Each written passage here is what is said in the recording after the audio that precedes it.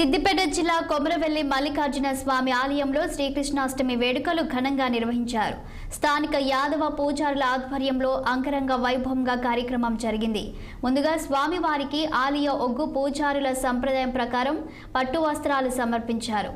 అనంతరం జానపద తరహాలో శ్రీకృష్ణ గొల్లభామ వేషధారణలతో ఆలయ ప్రాంగణంలో యాదవ పూజారులు ఉట్టిని కొట్టే కార్యక్రమం నిర్వహించారు.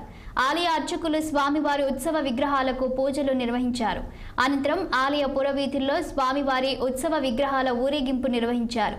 ఊరేగింపు నిర్వహించాక ఆలయ ప్రాంగణంలోని గంగరేగు చెట్టు వద్ద పసుపు కుంకుమలు, పచ్చ, తెల్ల సున్నెరులు, పంచవర్ణాలతో ఆలయ ఒగ్గు పూజారులు 41 వరుసలతో పెద్దపట్నం నిర్వహిస్తారు.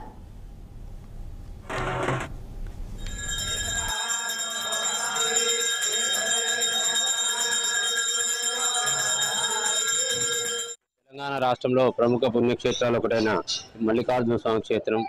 ఈ క్షేత్రంలో వీరశైవ ఆగమ శాస్త్ర ప్రకారంగా దేవాలయంలో వీరశైవులు అర్చనలు మీద కార్యక్రమాలు చేయడం జరుగుతుంది. మరియు ఇక్కడ యాదవ సాంప్రదాయ ప్రకారంగా యాదవ కులస్తులైన ఒగ్గు పూజలచే పట్నాలు, బోనాలు వివిధ కార్యక్రమాలు చేస్తుంటారు.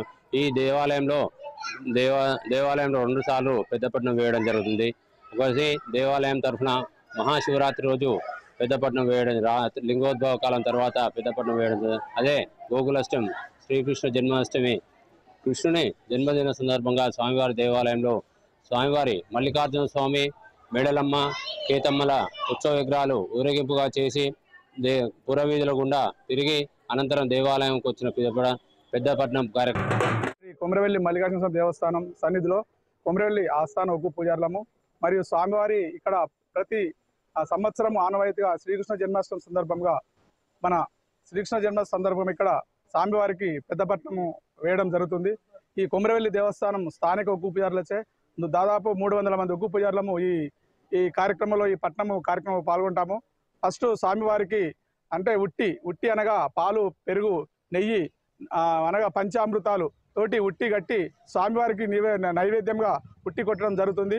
స్వామివారి సేవలలో మేము అందరము పాల్గొని స్వామివారికి ఉట్టి కొట్టడం కార్యక్రమం చేస్తున్నాము. మరియు తదుపరి కార్యక్రమము స్వామివారికి పట్నం కార్యక్రమం ఉంటుంది.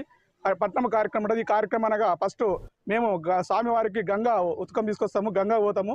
గంగకు పోయి గంగా స్నానం మన కోనేరు తీసుకుపోయి గంగలో నీళ్ళు తీసుకొచ్చి స్వామివారికి